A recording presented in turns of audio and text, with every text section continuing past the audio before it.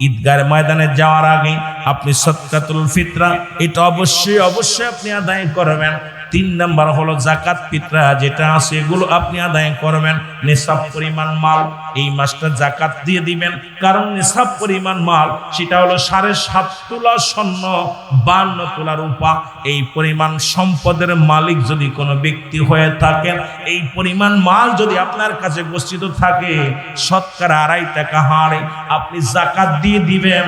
কারণ আপনার কাছে কত টাকা আছে কত আছে এটা আপনি হিসাব করে মিলায়া আপনি এর পরিহারে যদি যাকাত দিয়ে দেন, আমার সমাজ থেকে, এই দুনিয়ার বুক থেকে, সমাজ থেকে দরিদ্রতা দূর হয়ে যাবে।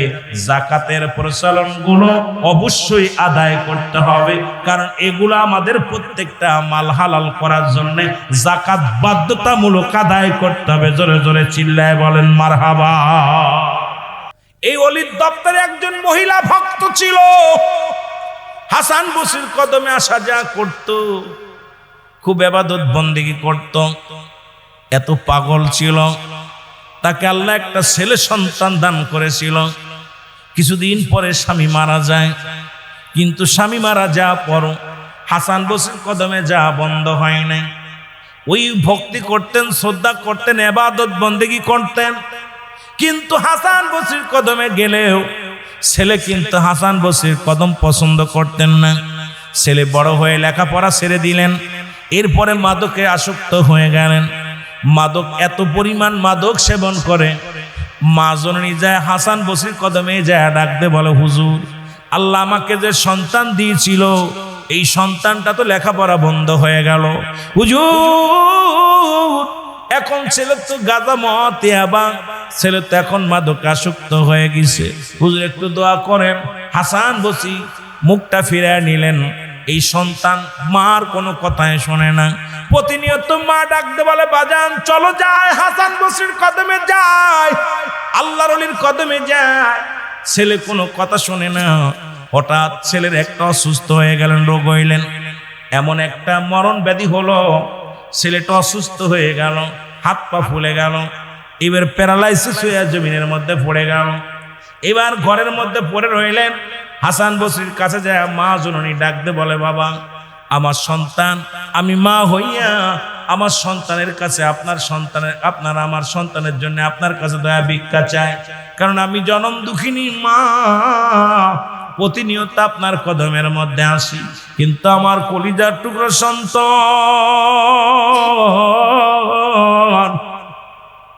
হুজুর আমার ছেলে তো আপনার কদমে আনতে পারলাম না, আপনি দয়া করে আমার বাড়িতে একটু যাইতেন। হাসান বসরি কয়, না মা আমি যেতে পারবো না, আপনার বাড়িতে যেতে পারবো না। ছেলেও আসে না। এমন সময় এমন অবস্থা, মৃত্যু পথে যাত্রী হয়ে গেছে। মা একদিন বলতেছে, বাবা আমি হাসান বসরির কদমে যাই, তুমি থাকো। ছেলে ডাকতে বলে, মা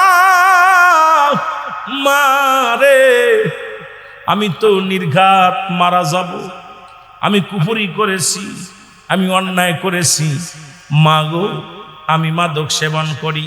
ও আমার মা, আব্বাজান তো চলে গেছে, আপনি দুনিয়ার মধ্যে জিন্দা, আমি মারা যাব গো মা। আমি মারা গেলে আমারে কোনো গোরস্থানে আমারে শোয়াইবেন না, কারণ আমার মতো পাপী যদি গোরস্থানে শোয়, পাশে যারা শুয়ে থাকবে তাদের কষ্ট হবে গো মা। ও মা, পৃথিবীর কোথাও মাটি আমারে মাটি হালাত করবেন না। আমি মারা গেলে আমার পায়ে রশি দিয়া বেঁধে টান দিয়ে রাস্তার মধ্যে ফেলে রাখবে, কুকুর শিয়াল দিয়ে আমার লাশটা খাওয়ায়া দিবে, কারণ আমার কারণে মা, আমার কারণে আমার আর এক ভাই কবরে কষ্ট পাক, আমার কারণে রে মা, আমার মতো পাপী, আমার মতো গুনাহগারের জন্য এই পৃথিবীর মধ্যে আর একজন কষ্ট পাক, এটা আমি চাই না রে মা। ও আমার মা, মা জরুরি উকলাতি করলেন সন্তানের জন্য।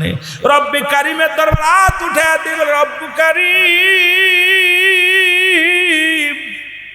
আমার আমি গর্বে ধরিনি মা, তোর দরবারে ফরিয়াদ করি আল্লাহ, আমার মাতাল ছেলে, রব্বে কারিম আমার মাতাল ছেলে অসুস্থ, না জানি কখন মারা যায়।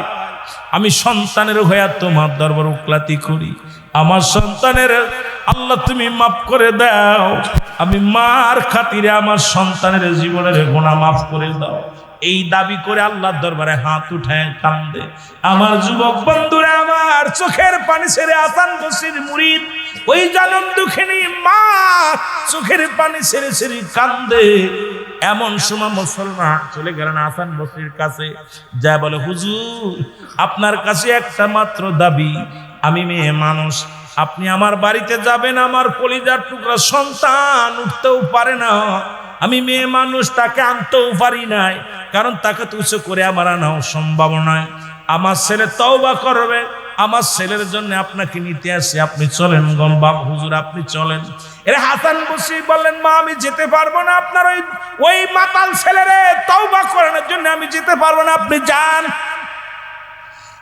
জনম দুঃখিনী মা কষ্ট পেয়ে গেলেন, উনি হাসান বসরির কদম থেকে কাঁদতে কাঁদতে বাড়ি ফিরে গেলেন। এমন সময় বাড়ি যখন ফিরে গেলেন, ছেলে ডাক দিয়ে বলে মা হাসান বসরি কে আইছে? কয় বাবারে আসে নাই, কারণ তোমার মতো মাতালের কাছে আসবে না, মাতালের দোয়া করানোর জন্য আসবে না।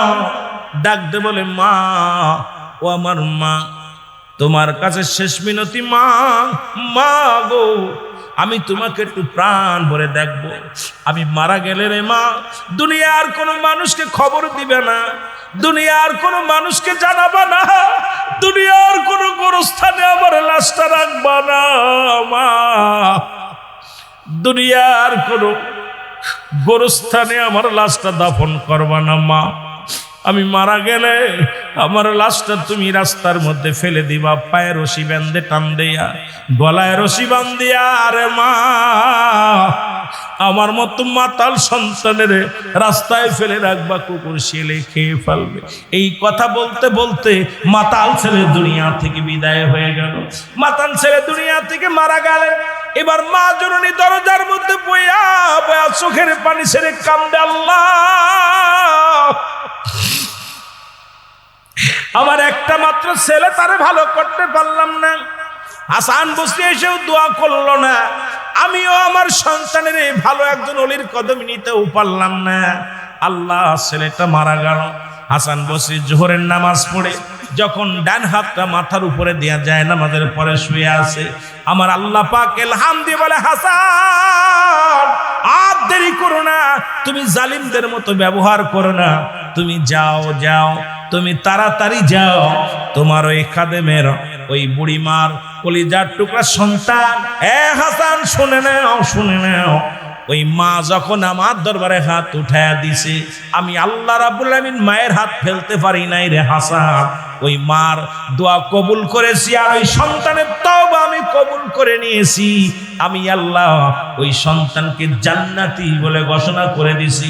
তুমি যাও, যাও ওই হাসান বসরি, তুমি তাড়াতাড়ি যাও, যায় ওই মাতালকে জানাজা পড়াবে, মাতালের কাফন পরাবে, মাতালকে জানাজা পড়াইবে, কাফন দিবে, দাফন দিবে, জানাজা সব কমপ্লিট করবা, তুমি তাড়াতাড়ি যাও। হাসান বসরি এক লাফ দিয়ে উঠলেন, লাফ দিয়ে উঠিয়া দোষ শুরু করলেন। দেখে বুড়ি মা ঘরের মধ্যে বয়া বয়া কান্দে। আল্লাহর ওলি হাসান বসরি ডাক দেয়, আসসালামু আলাইকুম আহলাল বাইত। বলে ওয়ালাইকুম আসসালাম। কে? বলে মা গো আমি হাসান আপনার বাড়িতে আসি। ডাক দে বলে হুজুর আপনি কেন আসলেন? আপনাকে কতবার অনুরোধ করলাম আমার কলিজার টুকরা সন্তানকে তওবা পড়ানোর জন্য, আমি মা হয়ে আপনার কাছে একাধিকবার গিয়েছিলাম, আমি আমার মাতাল ছেলের জন্য দোয়ার জন্য, আমি মাতাল ছেলের মা, আমি তো মা, দুঃখিনী মা, আমার সন্তান আজকে মারা গেছে, কেন আসছেন? আমার কলিজার টুকরা আর কোনোদিন আমাকে মা বলে ডাকবে না, আমি মা বড় একা হয়ে গেলাম, স্বামী নাই জগতের মধ্যে, ছেলেও দুনিয়ার মায়া ছেড়ে চলে গেল, সুতরাং এই দুনিয়ার মধ্যে আমার মতো কপাল পুরা কেউ নাই, আপনি আসছেন হুজুর আর আপনার লাগবে না, আপনি ফিরে যান। হাসান বসরি ডাক দিয়ে কয় মা তুমি এত বড় ভাগ্যবান মা রে, তোমার ছেলেও ভাগ্যবান। মা শোনো, তোমার সন্তান জান্নাত জান্নাতি, তোমার সন্তান জান্নাতি। মা শুনে নাও, দরজা খুলে দাও, আমি আজকে নিজ হাতে তোমার ছেলের গোসল করাবো, নিজ হাতে আমি জানাজা পড়াইব, নিজ হাতে কাফন পরায় জানাজা পড়াইব। কারণ আমি যখন ঘুমায় শুয়েছিলাম ইলহামের মাধ্যমে শুনতে পারলাম রব্বে কারিম আমাকে ডাক দে, বলে হাসান, এই পৃথিবীর মধ্যে মা যার পাশে আছে, মা যার একমাত্র উকিল হয়ে যায় পৃথিবীর মধ্যে, সেই সন্তানের কোনো চিন্তা নাই। হাসান রে শুনে নাও, তুমি তাকে ভুল বুঝতে পারো, কিন্তু জনম দুঃখিনী মা তো আমার কাছে দরখাস্ত করে দিছে, ওই মায়ের দোয়া আমি কবুল করেছি রে হাসান। শোনো ও হাসান, শুনে নাও, ওই মায়ের দুঃখিনী সন্তানকে আমি আল্লাহ মাফ করে দিয়া জান্নাত ওয়াজিব করে দিছি। ও মা গো, তুমি বড় ভাগ্যবান, তোমার ছেলে বড় ভাগ্যবান।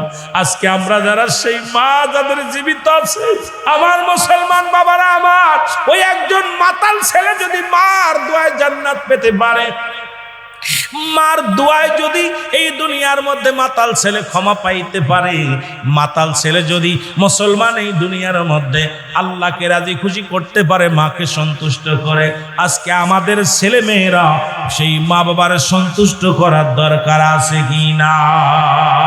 আর একটু জোরে জোরে চিল্লায় বলেন আছে কি না? নবীজি বললেন সাহাবীরা যাও বেশি বেশি আলকামার চারিপাশে দাঁড়িয়ে দাঁড়িয়ে কালেমা পড়ো, দুরূদ শরীফ পড়ো। নবী বলছে যখন কোনো মানুষ মৃত্যু সজ্জায় সজ্জিত হয়, খবরদার তার পাশে কোনো দুনিয়াবি গল্প করবে না, দুনিয়ার কোনো বাজে গল্প করবে না।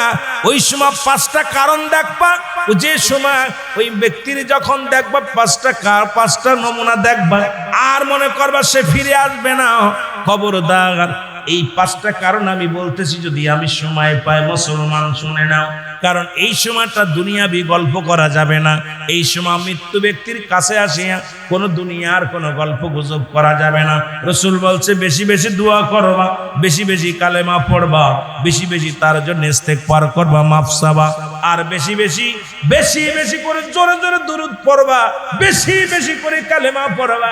যদি ওই সময় কপালে, কারণ ওই সময় শয়ে মাস্টার ইবলিস একদম শেষ পর্যায়ে আসিয়া এমন ভাবে চেপে ধরে, ইবলিস চায় তার ঈমান হরণ করে যেন মৃত্যুবরণ হয়। ওই সময় বেশি বেশি করে লা হাওলা ওয়ালা কুওয়াতা ইল্লা বিল্লাহ, বেশি বেশি করে দুরূদ শরীফ, বেশি বেশি করে কালেমা, বেশি বেশি করে মুসলমান দোয়া দুরূদ বেশি বেশি পাঠ করবা, যেন ইবলিস শয়তান তার আসওয়াসা থেকে একটু বাঁচতে পারে, ইবলিসের আসওয়াসা থেকে। আলকামা রাদিয়াল্লাহু তাআলা মৃত্যু হয় না, সাহাবীদের পাঠাইলেন, সাহাবীরা সারা দিন ভরে ভরে আল্লাহ নবীর সাহাবী আলকামার জন্য দোয়া করতে লাগলেন, কিন্তু তাতেও কাজ হয় না, মৃত্যু হয় না। সাহাবীরা এসে বলে ইয়া রাসূলুল্লাহ, ইয়া হাবিবাল্লাহ, আমরা সারা দিন ভরে আলকামার জন্য দোয়া করলাম, অথচ আলকামার তো মৃত্যু হয় না, আলকামার তো মরণ যন্ত্রণা লাঘব হয় না। আল্লাহর নবী দোয়া করে হাত উঠায় দিয়ে বলে আল্লাহ, ও আমার রব্বে কারীম, তুমি আমার আলকামারে মাফ করে দাও। আমার আল্লাহ বলে জিবরিল তাড়াতাড়ি যা আমার হাবিবরে হাত দুটো নামায় ফেলতে বলো, আজকে পৃথিবীর কোনো দোয়া কবুল হবে না, আমি আমার হাবিবের দোয়াও কবুল করতে পারবো না, দৌড়ে দাও। সঙ্গে সঙ্গে জিবরিল আমিন চলে আসলেন, আসিয়া নবীজিকে ডাক দে বলে ইয়া রাসূলুল্লাহ, ইয়া হাবিবাল্লাহ, আপনি হাতটা নামায় আনেন, কারণ আজকে আপনার দোয়া কবুল হবে না। নবীজি বললেন কি বলতে চাও জিবরিল? বলে ইয়া রাসূলুল্লাহ, ইয়া হাবিবাল্লাহ, রব্বে কারীম আমারে পাঠায়া দিয়েছে, এখনো পর্যন্ত আলকামার মা দুনিয়ার মধ্যে জিন্দা, এই জন্য আপনার দোয়া কবুল হবে না। রহমতের নবী হাতটা নামায় নিছে রে, হাতটা নামায় নিয়ে এক দড়ি রওনা দিছে রে, যাইয়া সালাম দেয় আসসালামু আলাইকুম আলাল বাই, ভিতর থেকে আওয়াজ আসে ওয়ালাইকুম আসসালাম, ভিতর থেকে আওয়াজ আসে কে গো? নবী বলে আমি রাহমাতাল লিল আলামিন।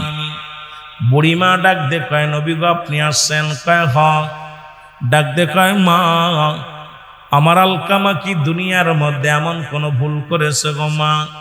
ডাক দে কয় বাবারে, আমার আলকামা জীবনে এক ওয়াক্ত নামাজ ছাড়ে নাই, আমার আলকামা জীবনে একটা রোজা ছাড়ে নাই, আমার আলকামা জীবনে একটা মিথ্যা বলে নাই, আমার আলকামা জীবনে কাউকে গালি দেয় নাই। আমার আলকামা দুনিয়ার মধ্যে বড় বুজুর্গ মানুষ, বড় আল্লাহওয়ালা মানুষ। আল্লাহ নবী ডাক দিয়ে বলে, মা গো,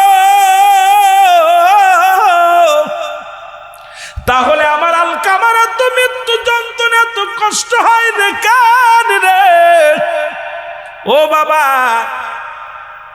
ও নবীজি ডাকতে বলে, ও মা, আমার আলকামার এত কষ্ট হয় কেন? মরণও হয় না, জবান দিয়া কালেমাও পড়তে পারে না।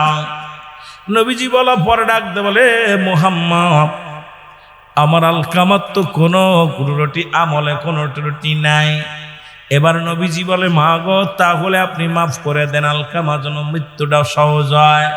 নবীজি বলা পর আলকামার মা ডাকতে বলে, ইয়া রাসূলুল্লাহ, ইয়া হাবিবাল্লাহ, নবী গো, আলকামা আজকে আমি জীবনেও কোনোদিন মাফ করতে পারবো না। নবীজি বলে, মা গো, কি অপরাধ করেছে আমার আলকামা? বলে, বাবারে, আলকামা অপরাধ হলো সারা জীবন বোর পরামর্শ অনুযায়ী চলতো। আজকে আমরা বোর পরামর্শ শুনিয়া কত মাকে গালি দিই, বোর পরামর্শ শুই না, মাকে এদেরই কথা বলি, বাবার এদেরই কথা বলি, কত কথা শোনায়। ওরে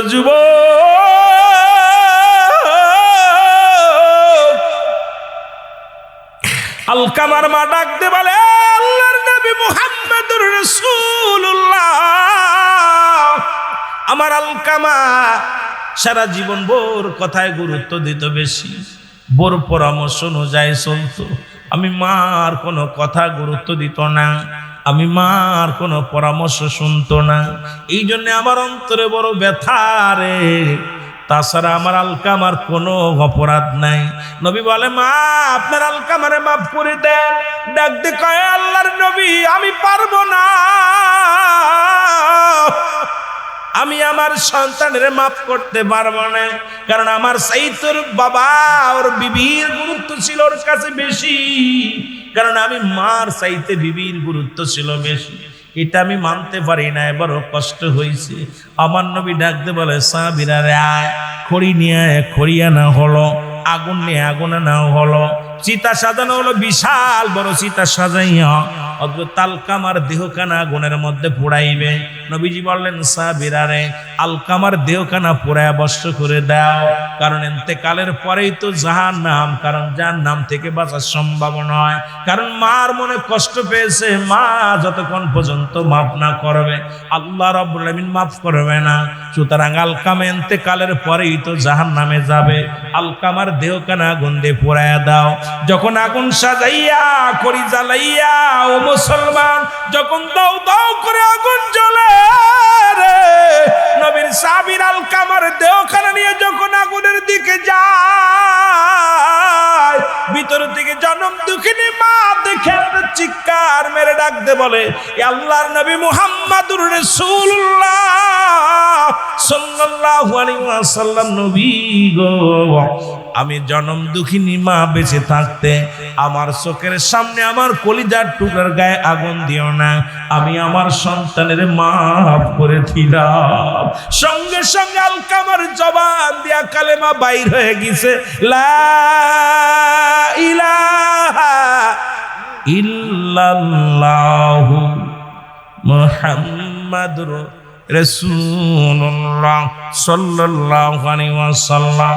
এই মুসলমান সঙ্গে সঙ্গে মালাকুল মউত এসে মৃত্যু তার নিশ্চিত হয়ে গেল। আলকামা রাদিয়াল্লাহু তাআলা কালেমা পড়তে পড়তে মারা গেল। এই জন্য আমি যুবকদের বলে যে, ও যুবক বন্ধুরা, এই আব্বা মা বেঁচে থাকতে অবহেলা করিস না, তাদের প্রতি গুরুত্ব দে রে।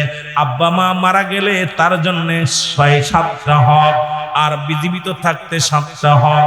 এই দুনিয়া থেকে বিদায়ের পর তাদের জন্য 1 নাম্বার হলো ভালো করে লেখে নাও বাবা। 1 নাম্বার হলো তাদের জন্য মাগফিরাত কামনা করা। 2 নাম্বার হলো মুসলমান তাদের জন্য সবরেসানি করা। 3 নাম্বার হলো তাদের মুসলমান দিনা দায়িক পরিশোধ করা। মসনাউত দুনিয়ার মধ্যে যদি কোনো দিনা পাওনা থাকে, দিনা দায়িক থাকলে, ঋণ থাকলে পরিশোধ করা।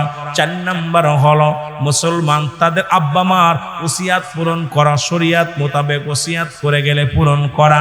5 নাম্বার হলো আব্বা মার আত্মীয় স্বজন যারা আছে, মার আত্মীয়, বাবার আত্মীয় যারা আছে, তাদের সঙ্গে যোগাযোগ ঠিক রাখা, তাদের সঙ্গে ভালো ব্যবহার করা। মায়ের আত্মীয়, বাবার আত্মীয় যারা আছে রে, তাদের সঙ্গে ভালো ব্যবহার করা, যোগাযোগ রাখা। 6 নাম্বার হলো আব্বা মার আত্মীয় স্বজন যারা আছে তাদেরকে সাহায্য সহযোগিতা করা। 7 নাম্বার হলো পিতা মাতার কবরটা বেশি বেশি করে জিয়ারত করা। যাদের আব্বা মা দুনিয়ার মধ্যে নাই তারা আব্বা মার কবরটা বেশি বেশি জিয়ারত করবেন। আজকে ফজরের নামাজ পড়ে কে কে আব্বা মার জিয়ারতটা করছেন একটু হাত উঠায় দেখা। এত বেলদের কি ওয়াজ করলাম? 4 জনের আব্বা মা মরছে, আর কারো মরে নাই। আসরের পরে গেছেন, আসরে কেটে কেটে গেছে, নির্বাচনে খায়া গেছে। কি ওয়াজ করলাম এত বেলদের?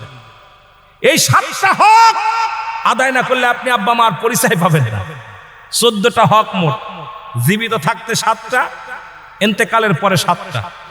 এই 7টা হক, সর্বশেষ হকটা হলো রাসূল বলছে তোমাদের আব্বা মার কবরটা বেশি বেশি করে জিয়ারত করবা। বাবা মার কবরের পাশে যায় রব্বির রহমহুমা কামা রব্বায়ানি সগীরা। যাও আসি আমরা লোকজন আব্বা মার কবরটা জিয়ারত করার সুযোগ পাইনি, দুঃখ। এই জন্য আব্বা মার যাদের মরে গেছে, এই যে মাহে রমাদান মাস আসতেছে, রমজান মাস, রাসূল বলছে তোমাদের আত্মীয় স্বজন, আব্বা মায়ের আত্মীয় স্বজন যারা আছে তাদের সাথে তাদের সাহায্য সহযোগিতা করতে বলছে। যেটুকু পারবেন সাহায্য সহযোগিতা করবেন। কথা বুঝেন? 5 নাম্বার হলো আব্বা মা আর আত্মীয় স্বজন যারা, তাদের সাথে যোগাযোগটা রাখতে হবে। খবরদার বাবার ভাই আছে যারা আছে তাদের কষ্ট দেওয়া যাবে না। মার বোন যারা আছে, মার বোনের ছেলে মেয়ে, বাবার ভাইয়ের ছেলে মেয়ে, আত্মীয় স্বজন যারা আছে তাদের দেখা যায় অনেক বাবা মা, অনেক আমরা কোটিপতি হয়ে গেছি, চাচা একটা ভ্যান চালায়, রিক্সা চালায়। রমজান মাসে চাচা কত কষ্ট করে, এই কপাল পোড়া তোর টাকা দিয়ে হবে কি? তুই বিদেশ থেকে 10,000 টাকা দিতে চাচারে দিতে হাতে, চাচা রমজান মাসটাও ভালো মতো চলতে পারতো, দেখি না। কপাল পোড়া। এই জন্য আব্বা মার আত্মীয় স্বজনের যদি সাহায্য সহযোগিতা না করেন, তাদের সাথে যোগাযোগ না থাকে, আব্বা মার হক আদায় হবে না। মোট 14টা হকের ভিতরে 7টা হক ইন্তেকালের পরে, 7টা হক ইন্তেকালের আগে। ইন্তেকালের আগে যাদের আব্বা মা জীবিত আছে, 1 নাম্বার হলো সর্বপ্রথম তাদেরকে এই মর্যাদা, তাদেরকে পৃথিবীর মধ্যে 1 নাম্বার মর্যাদার আসন বসাইতে হবে। তাদের পৃথিবীর মধ্যে পিতা মাতার মর্যাদা, পৃথিবী একদিকে, আপনার আব্বা মা একদিকে, আপনার বাপ কানা হোক, খুড়া হোক, আব্বা মার উপরে পৃথিবীতে আর কেউ নাই। আল্লাহর পরেই বাবা মা। সেই বাবা মার স্থানটা, অনেকে আব্বা মা অশিক্ষিত হলে বাপ মার পরিচয় দেন। আব্বা মা দেখতে শুনতে ভালো না হইলে পরে পরিচয় দেয় না।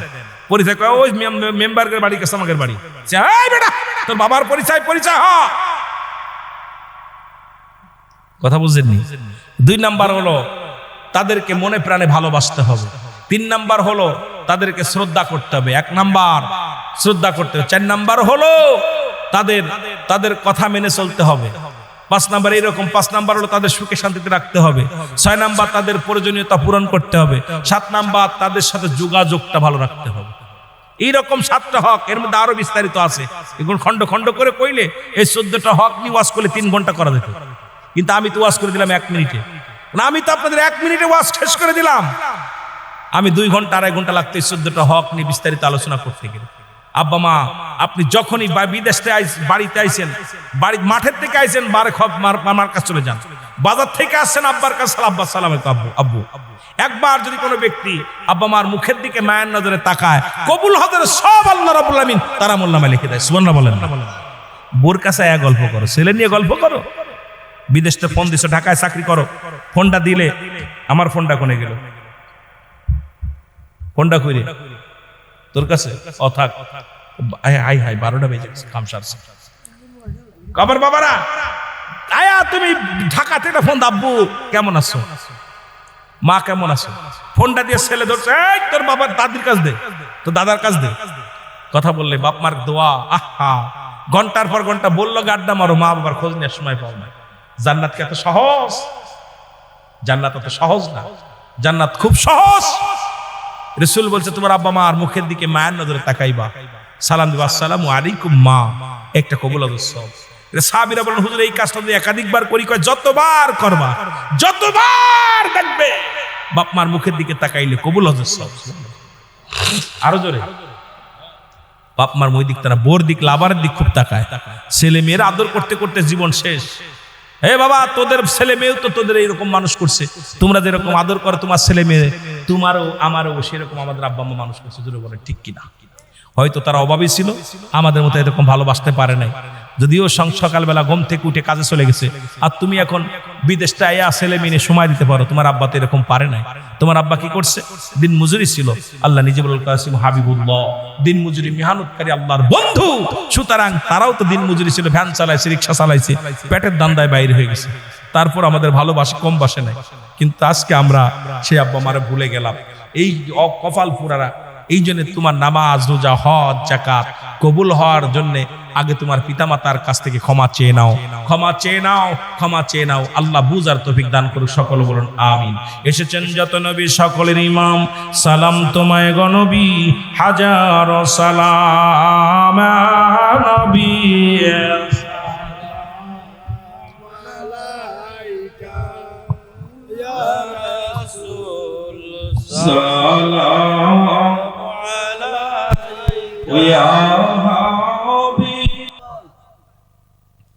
একটা আর একটা জিনিস দেখবেন, বাপ মা একটু বুড়া হয়ে গেলে, হেলতে পড়ে গেলে, ছেলেরা যখন তরতাজা হয় তখন আব্বা মার সঙ্গে ব্যবহারটা কেমনে করে। খোদার কসম, 3 শ্রেণী মানুষের দোয়া কবুল হয় না। নাম্বার 1, 1 নাম্বার হলো পিতা মাতার নাফরমানি সন্তান, 2 নাম্বার হলো এতিমের মাল ভক্ষণকারী, 3 নাম্বার হলো আপনার হিংসুটে মানুষ। এই 3 শ্রেণী মানুষের দোয়া, নামাজ, রোজা, হজ, যাকাত, কুরবানি সব বরবাদ, কোনো কিছু কবুল হবে না। রাসূল বলছে ওই গনিমতের মালের সঙ্গে তুলনা করছে, যুবকেরা তোমাদের আব্বা মা যখন তোমাদের জীবিত থাকে এই অবস্থায় খবরদার, খবরদার, ওই জান্নাত যদি কামাই করতে হয় বাবা মার পায়ের তলে নিসার হয়ে যায়। এমনও কি রাসূল পাক সাল্লাল্লাহু আলাইহি সাল্লাম ঘোষণা করেছে, শুনেন। আমার নবীজি একদিন বসে আছেন, হঠাৎ করে জনক এক মহিলা রাসূলের কদমে আসলেন। রাসূল তাকে দেখে দাঁড়াইলেন, রাসূলের মুখ কানে কানে কিছু কথা বললেন, নবীজি শুনলেন। এরপরে মহিলা চলে গেলেন। রাসূলুল্লাহ দাঁড়ায়া যতক্ষণ পর্যন্ত উনি পর্দা হলেন না, ততক্ষণ পর্যন্ত রাসূল পাক সাল্লাল্লাহু আলাইহি সাল্লাম দাঁড়িয়ে দাঁড়িয়ে ওনার দিক তাকায় রইলেন। সাহাবীরা বলে, ইয়া রাসূলুল্লাহ, ইয়া হাবিবাল্লাহ, এই মহিলা কে গো, যার সম্মানে আপনার চাদর মুবারক বিছায়া দিলেন, আবার আপনার উলতের পর ভর দিয়ে উঠলেন, এরপর আপনার কানে কানে কথা বলল। হুজুর, কে জনক মহিলা? রাসূল পাক সাল্লাল্লাহু আলাইহি সাল্লাম চোখের পানিগুলো ছেড়ে দিয়ে বলল, ও আমার সাহাবীরা, উনি আর কেউ নাই, উনি আমার দুধমা হালিমাতুস সাদিয়া। একজন দুধমাকে যদি এত সম্মান করতে পারে আমার নবী রাহমাতুল লিল আলামিন, আজকে আমাদের সন্তানেরা পিতামাতার পিটায় ঘর ছাড়া করতেছে, সন্তানের হাতে বাবা লাঞ্ছিত, সন্তানের হাতে মা লাঞ্ছিত। আজকে অসংখ্য মা বাবা চোখের পানি ছাড়তেছে শুধু সন্তানের ব্যবহারে। আজকে সন্তান তাদের খাবার দিচ্ছে না, সন্তান তাদের ধার ধারে না, সন্তান বিবি নিয়ে সুন্দর আরামে এসে আছে, বাবা মা খুব কষ্টের মধ্যে আছে। এই জন্য গনিমতের সঙ্গে তুলনা করছে। তোমরা যারা জীবিত মা বাবা পাবা, তাদেরকে এমন ভাবে আঁকড়ে ধরবা, এমন ভাবে আমল করবা, এমন ভাবে রব্বে কারীমের পরেই তোমাদের মা বাবার স্থান দিবা, যাতে করে মা বাবা তোমার উপরে রাজি খুশি থাকে। তাহলে আমার আল্লাহ রাজি খুশি থাকবে। জোরে বলেন না মারহাবা। আর একটু জোরে বলেন। কষ্ট হচ্ছে আপনাদের? আমার ভাইরা, আমার বন্ধুরা, আমার যেমন রোজা রাখি দেহের গুনাহ মাফ করার জন্য, মালটারও পবিত্র করার জন্য যাকাত দিতে হবে, যাকাত দিতে হবে। এই যাকাত হলো শতকরা 2.5 টাকা। কয় টাকা? 100 টাকা থাকলে কয় টাকা দিতে হবে? 2.5 টাকা কারে দিতে হবে? গরিব মিসকিন অসহায় এদেরকে দিবেন। আমার বাবারা, আমার এখন এর মান কতটুক থাকে লাগবে? 7.5 তোলা স্বর্ণ, এক কথা 7.5 বড়ি। কয় বড়ি? 7.5 বড়ি। তো 7.5 বড়ি এখন তো দাম বেড়ে গেছে অনেক। কি কন? এক সময় তো ছিল 60-50,000, 30,000, 40,000 টাকা বড়ি, এখন প্রায় 2.5 লক্ষ টাকা। তো সব মিলা এখন তারপরও আমার মনে হয় বাংলাদেশে 70% মানুষের যাকাত মোটামুটি ফরজ হয়ে গেছে। 30% এখন দরিদ্র নাই বললেই চলে। বলে দেখবেন 2, 4, 20, 50 লক্ষ টাকার মালিক আপনার গরিব মানুষ হয়ে গেছে। কথা বলেন ঠিক কিনা? আর যারা আছে অলসতা, এদের তো জীবন দরিদ্রতা দূর হবে না। আমার ভাইরা, আমার বন্ধুরা, আমার আপনি বেশি বেশি ইবাদত করবেন, বন্দেগী করবেন, এগুলো যেন ভুল না হয়। এই জন্য আমি আবার একটু পিছনের দিকে চলে যাই। যেটা বলতেছিলাম আব্বা মার কথা মনে আছে কিনা? ওরে আমি যদি যাই গো মাটি বিদেশের মাটিতে, লাস্টায় আমার পৌঁছাই দিও মায়েরই কলেতে, বলো লাস্টায় আমার পৌঁছাই দিও। আরো জোরে বলেন, লাস্টায় আমার পৌঁছাই দিও মায়ের। গ্রামবাসী রে,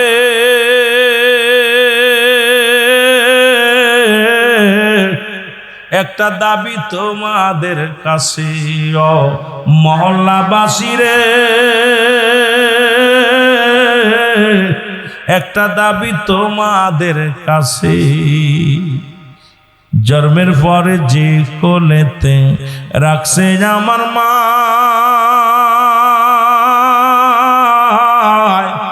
সেই কোলেতে মাথা রেখে নিদিরা যেতে চাই, আমি নিদিরা যেতে চাই। জন্মের পরে যে কোলেতে রাখছে আমার মা, সেই কোলেতে মাথা রেখে নিদিরা যেতে চাই, আমি নিদিরা যেতে চাই। আমার মায়ের মুক্তি দেখলে পারে, মায়ের মুক্তি দেখলে পারে শান্তি পাব কবরে। লাস্টায় আমার পৌঁছাই দিও মায়েরই কোলেতে, বলো লাস্টায় আমার। যেহেতু ওলি আল্লাহদের শানে কোরআন থেকে একটা আয়াত, হাদিস থেকে একটা কথা বলেছিলাম, যুবক শোনো। এই মা বাবার কথা বলতে যায় আল্লাহর ওলি,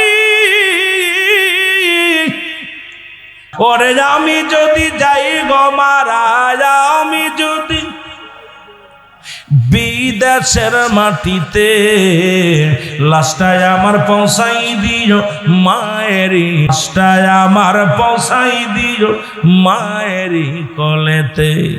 ও মা, তোর মতো দরদি এইভাবে পাইলাম না। ও মা, তোমার মতো আপন কেউ আর কেউ যে হবে না। ওরে আমি যদি যাই গো মারা, আমি যদি যাই গো মারা বিদেশের মাটিতে, লাস্টায় আমার পৌঁছাই দিও মায়েরই কোলেতে। এ যুবক দিলের কান্না লাগে শোনো,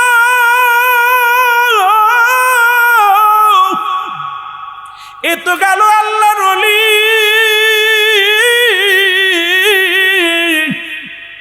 এর আর একটা কথা বলে আমার নবীর সাহাবী হযরত আলকামা রাদিয়াল্লাহু তাআলা, জোরে জোরে চিল্লায় বলো মারহাবা। আলকামা নামে একজন সাহাবী ছিল, জীবনে এক ওয়াক্ত নামাজ ছাড়ে নাই, জীবনে কোনোদিন রোজা ছাড়ে নাই, জীবনে কোনোদিন একটা মিথ্যা বলে নাই। এমন একজন প্রিয় সাহাবী, রাসূলুল্লাহর সাহাবী, উনি মৃত্যু শয্যায় সজ্জিত। অনেক মানুষ বলেন মৃত্যুর সময় পাঞ্জা লড়ে, খবরদার এই ভাষাটা ব্যবহার করবেন না। আজরাইল তো হাত পা দিয়ে আপনার সঙ্গে মারামারি করবে না, বলবেন মৃত্যু শয্যায় সজ্জিত, ও মুসলমান মৃত্যু পথের যাত্রী। এইবার ওই আলকামার কালেমা জোটে না, কপাল মুসলমান, জবান দিয়ে কালেমা বাইরে হয় না।